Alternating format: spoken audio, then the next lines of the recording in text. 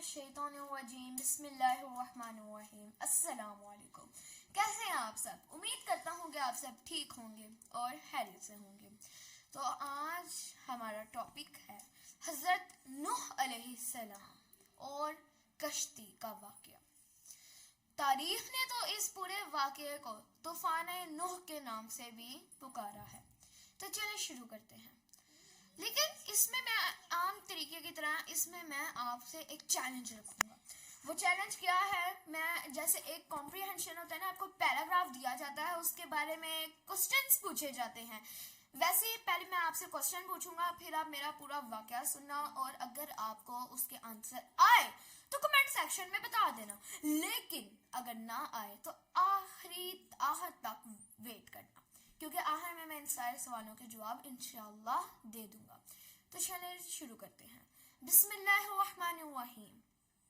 طوفان نوح. سوالات.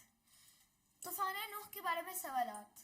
اللہ نے کون سی ایسی نشانی بتائی تھی جس سے حضرت نوح علیہ السلام کو معلوم ہو جائے کہ اب طوفان یعنی اللہ کا عذاب آنے والا ہے؟ یہ نمبر 1 سوال ہے.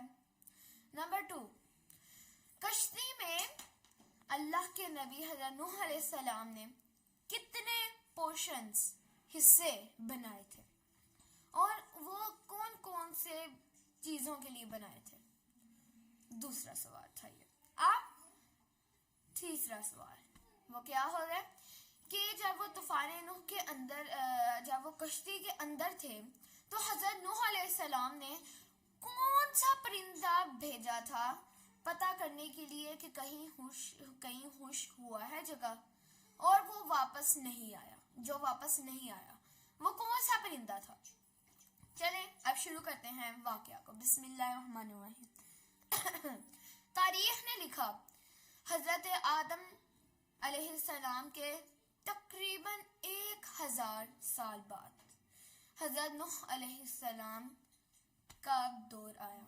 حضرت نوح علیہ السلام کو اللہ تعالیٰ نے لوگوں کی اصلاح کے لیے بھیجا. وہ بت پرستی کرتے اور بہت ہی گندے طریقے سے رہ رہے تھے. تو اللہ نے اللہ کے نبی کو، اپنے نبی کو بھیجا ان کی اصلاح کرنے کے لیے. وہ ان کو سمجھاتے، کہتے کہ میں اللہ کا نبی ہوں، اللہ کو مانو، مجھے بھی مانو، اللہ کو بھی مانو، یہ بت پرستی چھوڑ دو، اکیلا رب اللہ ہے. وہ ان کا مذاق اڑاتے اور ان کو بھی ایک عام انسان سمجھتے. وہ بہت مذاق اڑاتے، لیکن حضرت نوح علیہ السلام کو اللہ نے بہت صبر دیا تھا اور بہت قابلیت بھی دی تھی. حضرت نوح علیہ السلام ان کو سمجھاتے، کہتے کہ یہ جو تم آسمان دیکھتے ہو، اس میں جتنے تارے، سورج، چاند، ستارے، سیارے جو بھی تم دیکھتے ہو، یہ سب کچھ بنانے والا اکیلا اللہ ہے. یہ بت پرستی نہیں ہے. وہ لوگ دیکھتے، وہ ان کو سنتے، کچھ لوگ ہنستے، کچھ لوگ ان پہ غور کرتے، کچھ لوگ سوال بناتے، بہت زیادہ نہیں ان کو مانتے تھے. پھر وہ اصلاح کرتے رہتے جس کی وجہ سے بت پرست پریشان ہو گئے تھے. اور اب جب وہ کرتے تو کچھ لوگ ان کو ڈنڈے مارتے، کنکر مارتے، پتھر مارتے، اور بہت زور کے مارتے، جن سے ان کو بہت سے زخم بھی ہو چکے تھے. وہ بہت زیادہ کرتے، لیکن وہ پھر بھی اس چیز سے ہار نہیں مانتے. جو جذبہ دیکھ کے تقریباً 2-3 یا کچھ زیادہ کچھ زیادہ بندے تو ضرور مسلمان ہو گئے تھے. اور وہ جو مسلمان ہوئے تھے ان کی تعداد بھی یہ نہیں تھی کہ امیر، وہ بھی غربت والے، مزدور، محنت سے کمانے والے تھے. وہ ہوئے، وہ بہت سمجھاتے، لیکن جب ان کو ڈنڈے، ان کو کنکر، ان کو پتھر پڑنا شروع ہو گئے، ان کو زخم آنا شروع ہو گئے، تو وہ اس چیز سے آہستہ آہستہ مایوس ہوتے گئے. ایک رات کو وہ اللہ کی عبادت کر رہے تھے، تو اللہ نے ان کو کہا کہ بہت جلد ایک طوفان آنے والا ہے، اس کو ایک میرا عذاب آنے والا ہے، ایک طوفان آنے والا ہے جس میں پوری دنیا بہہ نکل جائے گی، کچھ بھی نہیں بچے گا. ان کو یہ طوفان کے بارے میں خبر بھی دو اور ان کی پھر اصلاح بھی کرو. جو رہ جائے گا ان کو پھر اس کشتی کے اندر سوار کر دینا جو میں تمہیں بتانے جا رہا ہوں. پھر اللہ تعالیٰ نے حضرت نوح علیہ السلام کو کہا کہ زیادہ سے درخت اگاؤ. تو انہوں نے پھر ان کو اس چیز کا سمجھ تو نہیں آئی، لیکن انہوں نے بہت سے درخت لگا دیے، بہت زیادہ درخت لگائے. پھر اس کے بڑے سالوں کے بعد جب وہ بھرے گھنے ہو گئے تھے، اس کے بعد ایک بار پھر ایک رات کو اللہ تعالیٰ نے حضرت نوح علیہ السلام کو کہا کہ ایک تم کشتی بناؤ. جو مسلمان ہو گئے ہیں ان کو کہو، ان کو بلاؤ، ان کے ساتھ مل کے ایک کشتی بناؤ. تو ان کو اتنی سمجھ نہیں تھی، اور تب کوئی کشتی بنی بھی نہیں ہوئی تھی، وہ پہلی کشتی ہی تھی. ان کو کوئی سمجھ نہیں تھی. وہ نقشہ پھر بنایا، کوئی کہتا اتنا لمبا ہونا چاہیے، کوئی کہتا 500 فٹ لمبا ہونا چاہیے، 500 فٹ ایسے کر کے کوئی کہتے. لیکن کل ملا کے کسی طریقے سے کشتی بن گئی، جس میں وہ جو حضرت نوح علیہ السلام نے کچھ بہت سالوں پہلے جو پیڑ اگائے تھے وہ کام آئے جو انہوں نے پیڑ اگائے تھے. پھر اس کی لکڑیاں کاٹی، اس سے بنایا اس کو. بہت ہی بھری کشتی جب بن کے تیار ہو گئی تو آہستہ آہستہ حضرت نوح علیہ السلام نے ایسے اکٹھا کرنا شروع ہو گئے کہ اب مطلب تیار ہو، کسی بھی وقت ہو سکتا ہے، طوفان آ سکتا ہے. پھر اللہ تعالیٰ نے ایک بار ان کو حضرت نوح علیہ السلام کو کہا کہ طوفان تب آئے گا جب تمہارے گھر کے چولہے سے پانی نکلنا شروع ہو جائے گا.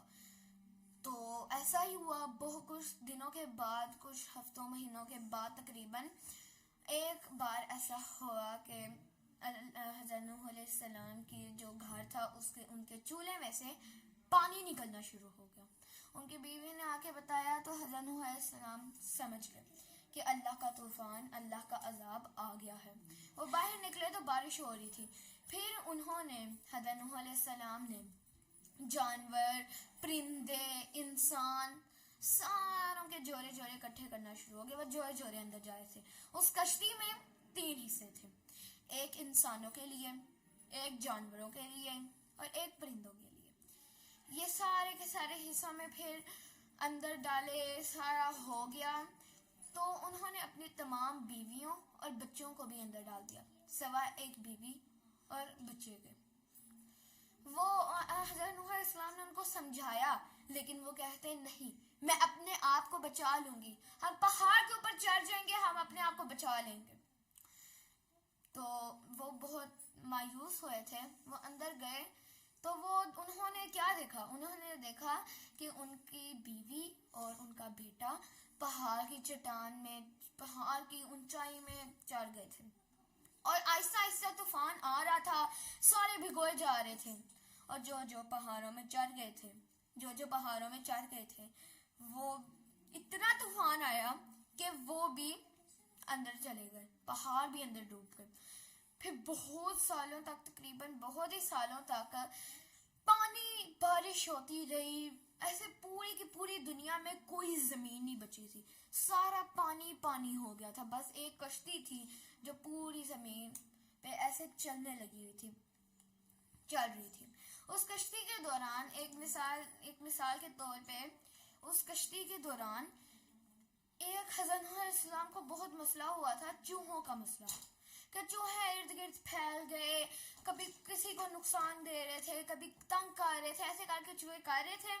تو حضرت نوح علیہ السلام نے اللہ سے مدد مانگی تو اللہ نے ایک بلی کو پیدا کیا. جو شکار کرتی، چوہوں کا شکار کرتی، اور اس طرح چوہوں کی تعداد کم ہو گئی. ایسے ہی اللہ نے ایک ایک کر کے جو ان کو پریشانی ہوئی اس کا اللہ نے علاج نکال دیا. تو اس کے بعد بہت سالوں کے بعد جب کشتی بھی رک گئی تھی، جب طوفان ختم ہو گیا تھا، کشتی رک گئی تھی، تو حضرت نوح علیہ السلام نے ایک کوے کو بھیجا، باہر کے کہیں سے اگر خشکی نظر آئے تو واپس آ جانا. تو انہوں نے بھیجا، لیکن وہ واپس نہیں آیا. پھر بہت دیر انتظار کرنے کے بعد حضرت نوح علیہ السلام نے ایک اور پرندے کو بھیجا، جس کو کہا تو کبوتر جاتا ہے، پر اس کا پکا نہیں پتا، لیکن کہا اس کو کبوتر جاتا ہے. تو اس کو بھیجا اور وہ بہت 1-2 دن کے بعد آیا تو اس کی چونچ میں پتے تھے، جس سے حضرت نوح علیہ السلام کو پتہ چل گیا کہ خشکی ہو گئی ہے، کہیں نہ کہیں خشکی ہو گئی ہے. تو انہوں نے سب سے پہلے اللہ کا شکر ادا کیا. اللہ کا شکر ادا کرنے کے بعد کچھ دنوں کے بعد خشکی پوری ہوگی، اور پھر انہوں نے ایک ایک کر کے دروازے کھولے تو سارے کے سارے سب سے پہلے کیڑے مکوڑے جانور چرند پرند ساروں کو باہر نکالا، اور پھر خود بھی باہر نکلے، اور سب سے پہلے نکل کے انہوں نے زمین پر سجدہ کیا اور اللہ کا شکر ادا کیا. اور پھر انہوں نے دنیا بسائی اور